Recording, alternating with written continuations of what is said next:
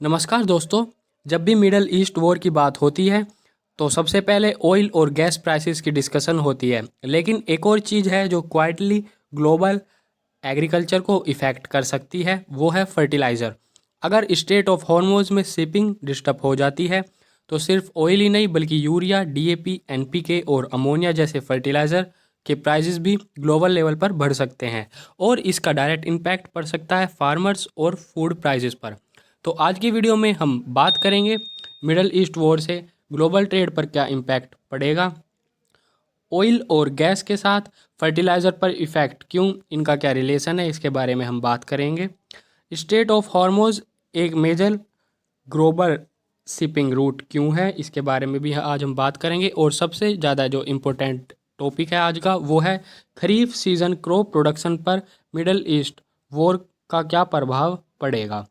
तो चलिए सभी पॉइंटों के बारे में एक एक करके चर्चा करते हैं। सबसे पहले हम बात करेंगे स्ट्रेट ऑफ हॉर्मोज फर्टिलाइज़र के लिए इतना इम्पोर्टेंट क्यों है। तो देखिए, स्ट्रेट ऑफ हॉर्मोज एक नैरो सी रूट है जो पर्शियन गल्फ को ग्लोबल मार्केट से कनेक्ट करता है। यानी कि जो आपका अब मैप में देख सकते हैं, ये आपका पर्शियन गल्फ है, ये जो एरिया है, और ये आपका अरेबियन सी। यहाँ से जो शिप है वो गैस, क्रूड ऑयल, इन सभी को लेकर यहाँ से दूसरे देश के लिए रवाना होती है। और अभी जो वॉर चल रही है उसके चलते ईरान ने क्या कर रखा है, इस जो स्ट्रेट ऑफ हॉर्मोज, ये छोटा सा आपको नैरो यहाँ पर रूट दिख रहा है सी का, इसको बंद कर रखा है।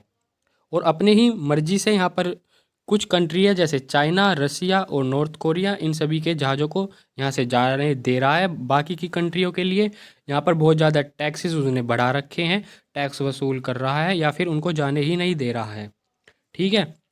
तो मिडल ईस्ट कंट्रीज़ जैसे आपका सऊदी अरेबिया, कतर, ईरान और यूएई, इन सभी जो कंट्री हैं यहाँ से जो एक्सपोर्ट होता है, ये जो कंपनी जो एक्सपोर्ट करती हैं वो क्या क्या करती हैं, क्रूड ऑयल, यूरिया, अमोनिया और डीएपी, और साथ ही सल्फ़र जो कि आपका एक क्रूड ऑयल का एक बाय प्रोडक्ट है।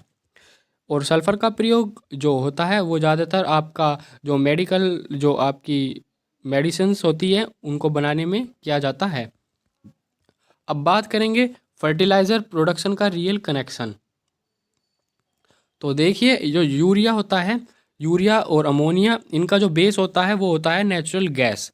ये नेचुरल गैस से अमोनिया बनता है और अमोनिया से क्या बनता है, यूरिया।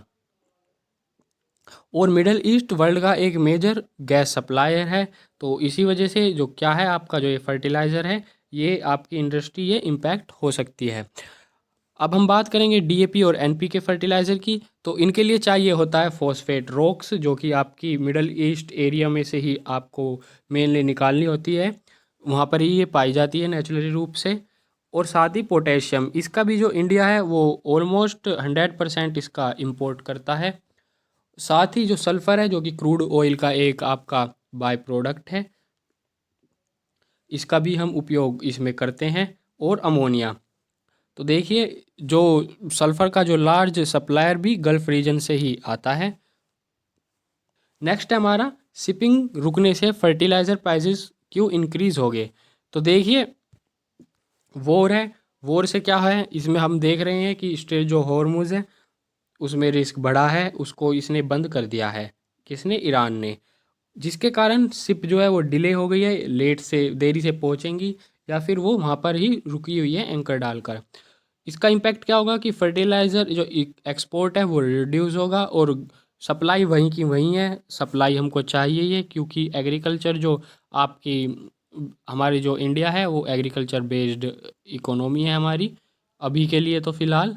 तो इसलिए फर्टिलाइज़र की ज़रूरत हमको वही बनी रहेगी नीड। लेकिन ग्लोबल सप्लाई सप्लाई जो है वो क्या है, वो कम हो गई है, जिससे कि क्या है, प्राइसेस इंक्रीज़ होने की इसमें आपको संभावनाएं दिखती हैं।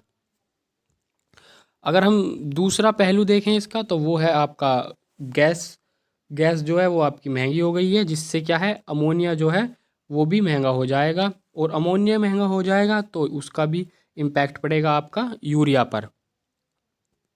तो कुल मिलाकर बात करें, अगर यूरिया का प्राइस बढ़ेगा और डीएपी और एनपीके का प्राइस बढ़ेगा तो ग्लोबल फर्टिलाइज़र मार्केट टाइट हो सकती है। अब इसका इम्पैक्ट इंडिया पर क्या पड़ेगा? तो देखिए, India is a major agriculture country, यानी कि इंडिया एक एग्रीकल्चर कंट्री है, लेकिन फर्टिलाइज़र के लिए पार्शली इंपोर्ट पर डिपेंड रहती है। यानी कि हम जो भी एग्रीकल्चर इंडस्ट्री में जो भी फर्टिलाइज़र यूज़ होते हैं, चाहे वो रॉ मटेरियल हमको लाना हो या फिर हम किसी को बने हुए प्रोडक्ट को ख़रीद रहे हो, तो वो हम बाहर से ही इंडिया में इंपोर्ट करते हैं। ठीक है, और ये इंपोर्ट जो है अधिकतर वो हॉर्मुज रूट से ही आते हैं, यानी कि गल्फ़ कंट्री से ही हम इंपोर्ट करते हैं। तो देखिए, अगर डिस्ट्रप्शन होता है तो सप्लाई डिले होगी, इंपोर्ट कॉस्ट जो है वो आपकी इंक्रीज़ हो जाएगी, और जो गवर्नमेंट सब्सिडी देती है फर्टिलाइज़र पर वो आपकी बढ़ जाएगी। उसका जो बर्डन है वो आपके गवर्नमेंट पर आ जाएगा। अब हम नेक्स्ट अपना सबसे जो मेन टॉपिक है उस पर बात कर लेते हैं, जो कि है खरीफ क्रॉप पर डायरेक्ट इम्पैक्ट। तो देखिए, खरीफ सीज़न जो आपका चलता है जून जुलाई से, इसमें बुआई की जाती है। जो आपकी मेन क्रॉप्स है वो है पैडी यानी धान, मेज, कॉटन और आपका सोयाबीन, इनको उसमें उगाया जाता है। अब सबसे पहले प्रभाव की बात करते हैं कि इम्पैक्ट क्या पड़ेगा। सबसे पहले तो देखिए, फर्टिलाइज़र अवेलेबिलिटी इशू, अगर सप्लाई डिले होती है तो फार्मर को टाइम पर यूरिया डीएपी नहीं मिलेगा और सोविंग स्टेज पर प्रॉब्लम होगी, क्योंकि जो आपके ये एनपीके जो कि नाइट्रोजन बेस आपके फर्टिलाइज़र है, ये आपको जो आपकी जो फसलें होती हैं उनकी लीव्स को ग्रोथ करने में मदद करते हैं, और जो आपके डीएपी वगैरह होती हैं ये आपकी रूट ग्रोथ को बूस्ट देते हैं। तो इसका रिजल्ट क्या होगा? अगर फार्मर्स को टाइम पर यूरिया डीएपी नहीं मिलेगा तो सोविंग स्टेज पर प्रॉब्लम होगी। इसका रिजल्ट क्या होगा? इसका रिजल्ट होगा क्रॉप जो है वो ग्रोथ उसकी कम होगी, वीक हो जाएगी। इम्पैक्ट टू क्या है? अगर हम इसका प्रभाव देखें तो वो है इनपुट कॉस्ट इंक्रीज़, यानी कि अगर प्राइस बढ़ते हैं तो फार्मर फर्टिलाइज़र का कम यूज़ करेगा, या फिर कॉस्ट प्रेशर बढ़ जाता है। अगर कॉस्ट यानी कि फार्मर्स जो है फर्टिलाइज़र कम यूज़ करते हैं या कॉस्ट प्राइस बढ़ जाने के कारण, तो इसके रिज़ल्ट में हमको देखेगा कि जो आपकी यील्ड है यानी कि उपज है वो कम हो सकती है, और प्रॉफिटेबिलिटी वो भी कम हो सकती है। इसका जो इम्पैक्ट थर्ड है वो है क्रॉप प्रोडक्टिविटी, यानी नाइट्रोजन फर्टिलाइज़र यूरिया का रोल। जो आपकी नाइट्रोजन फर्टिलाइज़र होते हैं उनका जो रोल है वो है लीफ ग्रोथ और यील्ड, यानी कि ये जो नाइट्रोजन बेस्ड आपके फर्टिलाइज़र होती है ये पत्तियों का जो विकास है उनमें मदद करते हैं, जो उत्पादन है उसको बढ़ाते हैं। डीएपी का रोल है रूट डेवलपमेंट और अर्ली ग्रोथ के लिए, यानी कि जो आपकी जड़ें हैं उसकी मेनली विकास करने के लिए डीएपी का यूज़ किया जाता है। अगर शॉर्टेज होती है तो क्या होगा? क्रॉप स्टैंडर्ड ग्रोथ, यानी कि क्रॉप की जो ग्रोथ है वो रुक जाएगी या फिर कम हो जाएगी। लोअर यील्ड, यानी कि कम उपज मिलेगी, और क्वालिटी पर इसका इम्पैक्ट होगा। जो आपकी फसल की क्वालिटी है उस पर इसका इम्पैक्ट होगा। अब अगले प्रभाव की बात करते हैं, इम्पैक्ट फोर, वो है फूड प्राइस इंक्रीज। तो देखिए, इतना सब होने के बाद जो फाइनली आपका जो इम्पैक्ट है वो होगा फूड पर, यानी कि आपकी थाली पर। कैसे होगा उसको एक इस चैन की मदद से हम समझते हैं। तो देखिए, फर्टिलाइज़र प्राइसेस बढ़ेंगे वॉर के चलते। अगर बढ़े तो क्या होगा? क्रॉप की जो कॉस्ट है वो ज़्यादा हो जाएगी, यानी कि जो लागत है वो ज़्यादा हो जाएगी। प्रोडक्शन क्या है वो कम होगा। क्यों होगा? क्योंकि सप्लाई पूरी नहीं हो पाएगी, जिस कारण प्रोडक्शन जो है वो कम होगा। हम फसलों को नाइट्रोजन उचित मात्रा में नहीं दे पाएंगे। जैसे कि हमारी जो इंडिया की जो सॉइल है हमारी, उसमें जो मेनली जो आपका न्यूट्रिशन होते हैं उसमें एन यानी कि नाइट्रोजन जो होती है उसकी डेफिशिएंसी देखी जाती है। तो प्रोडक्शन कम होगा, जिसके चलते क्या होगी? फूड जो इन्फ्लेशन है वो क्या है वो बढ़ जाएगी। ठीक है, तो ये था आपका इसका जो फाइनल इम्पैक्ट, फूड प्राइसेस इसमें वॉर के चलते बढ़ सकते हैं, और इसमें बहुत बड़ा ये आपको इफ़ेक्ट देखने को मिलेगा एग्रीकल्चर सेक्टर में।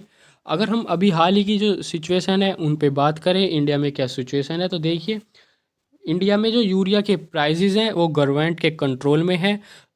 अभी जो फ़िलहाल जो चल रहे थे वो है 286 पर बैग। ये आपको सब्सिडी मिल जाने पर, जो आपको गवर्नमेंट सब्सिडी देती है उसको मिलने पर जो आपका जो प्राइस है वो बैठता है 266 अगर सब्सिडी सिस्टम जो है वो हमारा स्ट्रॉन्ग है। अगर अभी जो है, अभी आपको इमीडिएट पैनिक नहीं होना है। अगर ग्लोबल क्राइसिस लॉन्ग रहा, अगर ये वॉर लंबी चलती रही और स्ट्रेट ऑफ हार्मुज ऐसे ही बंद रहा, तो फ्यूचर में फर्टिलाइज़र प्राइसेस जो है वो एडजस्ट हो सकते हैं, यानी कि उनमें बढ़ोतरी देखी जा सकती है, या फिर सप्लाई डिमांड जो आपकी सप्लाई है वो भी इफ़ेक्ट हो सकती है।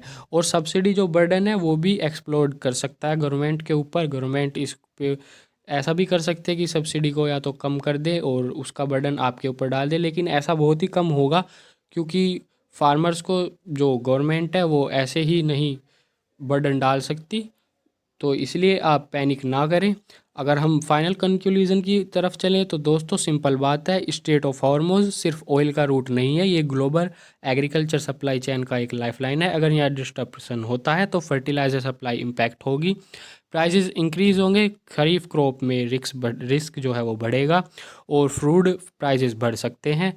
अगर आप एग्रीकल्चर स्टूडेंट है और फार्मर है तो इस सिचुएशन को समझना बहुत ज़रूरी है। वीडियो पसंद आया तो लाइक करें और चैनल को सब्सक्राइब करें, क्योंकि यहाँ हम real world agriculture plus agronomy को सिंपल लैंग्वेज में समझते हैं, और साथ ही जो एग्रीकल्चर बेस्ड न्यूज़ होती है उनको हम यहाँ पर कवर करते हैं। तो धन्यवाद, मिलते हैं किसी एक ऐसी ही अगली एग्रीकल्चर रिलेटेड वीडियो में। तब तक के लिए जय हिंद, जय भारत।